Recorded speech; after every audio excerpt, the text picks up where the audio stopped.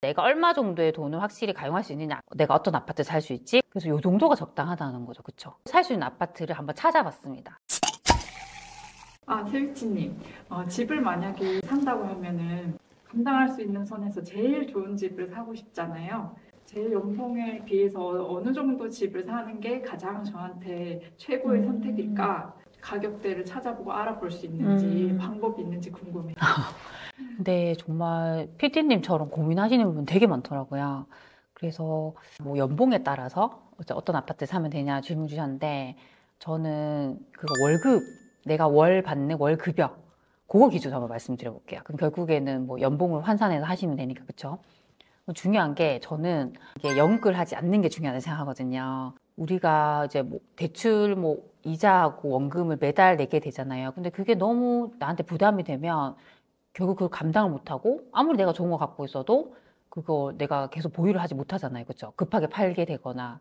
최근에 그런 일이 많았잖아요. 그쵸? 그래서 조금 이걸 보수적으로 보면 좋을 것 같거든요. 근데 보수적으로 봤을 때 내 월급의 30% 정도 수준을 넘지 않게 매달 대출 원금 이자가 나가면 딱 좋을 것 같아요. 그 이유는, 중요한 게 내가 월급 받잖아요. 그럼 매달 고정 지출 나가죠. 근데 고정 지출만 나가는 게 아니라 변동 지출도 있어요. 근데 그 변동 지출은 예상할 수가 없잖아요. 그렇죠? 그래서 대략 그래도 그런 거 다 감안해서 내 월급의 70%는 고정 지출, 변동 지출 나갈 수 있겠구나 감안하고 한 30% 정도 잡으면 가장 좋거든요. 그래서 만약에 나는 월급이 500만 원 정도 되는 거예요. 근데 거기서 우리가 30% 정도로 대출 원금 이자를 잡는다고 하면 이게 150만 원 정도거든요. 그러면 역산을 하면 되죠. 내가 매달 대출 원금 이자를 150만 원 정도 내면 얼마 정도 대출을 받으면 적당한가? 그쵸? 그거는 우리가 네이버 대출 계산기에서 하시면 돼요. 그래서 우리가 만약에 3억이라는 돈을 대출을 받고 대출 기간은 30년으로 하고요. 대출 금리를 4%로 잡으면 매달 143만 원 정도 대출 원리금을 상환하게 됩니다. 그래서 이 정도가 적당하다는 거죠. 그쵸? 그리고 두 번째로 또 해볼 수 있는 거 있어요. 우리가 핀다라는 사이트가 있거든요. 거기 가면 집 가격 계산기가 있습니다. 그거 한번 말씀드릴게요. 집 가격 계산기에 들어오시면요. 일단 내가 현재 보유한 금액을 넣으면 되는데, 만약에 나는 2억 정도 돈을 갖고 있다고 해요. 그럼 2억을 넣고요. 월급여, 아까 500만 원 정도라고 했잖아요. 500만 원 넣고, 월 필요 지출은 이건 우리 가게에 맞게 넣으시면 됩니다. 대략적으로 뭐 320만 원 정도 넣었다고 하고요. 금리는 4% 정도로 잡고 상환 기간은 30년으로 딱 잡아서 계산을 하면요.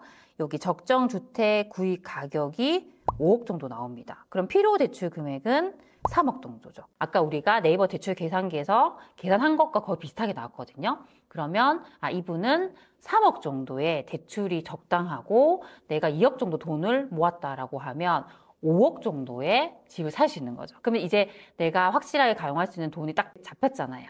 그걸 기준으로 내가 살 수 있는 아파트들을 하나씩 하나씩 찾아보시면 됩니다. 제가 찾아봤는데요. 우리가 우선적으로 나는 서울에 사고 싶다라고 했을 때 서울에 우리가 5억 정도의 돈을 가지고 살 수 있는 아파트를 한번 찾아봤습니다.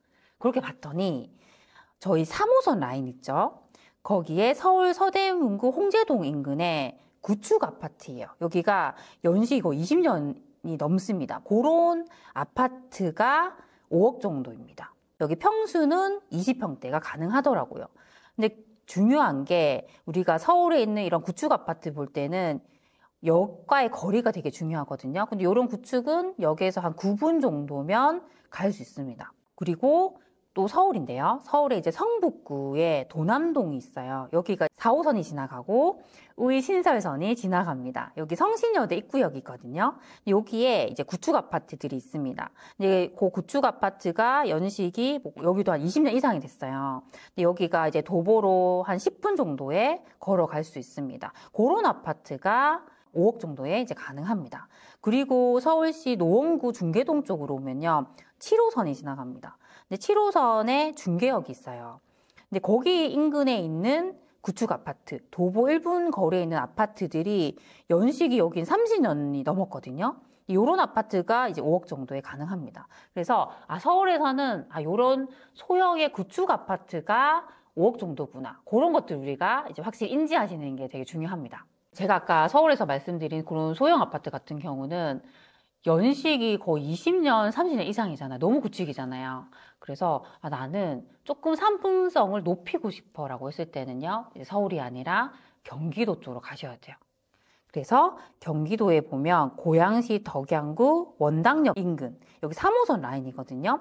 여기서 도보 한 10분 정도 거리에 연식이 여기가 20년이 안 돼요.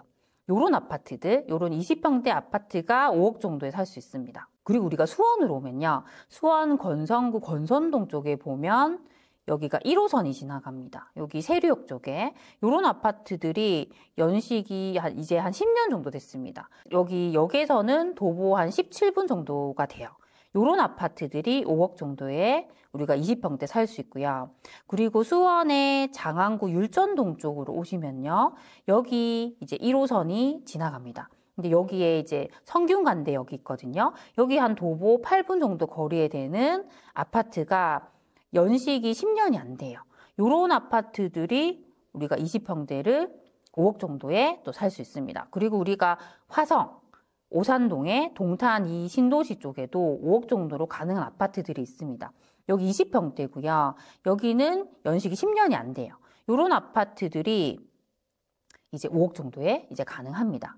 근데 여기는 역과는 이제 아무래도 동탄역과는 거리가 좀 있는 편이고요. 그리고 우리가 부천으로 오시면요. 소사구 송내동 있어요. 여기가 이제 1호선 라인인데 중동역 인근에 도보 3분 정도 되는 거리에 있는 이런 아파트들. 여기는 이제 구축이에요.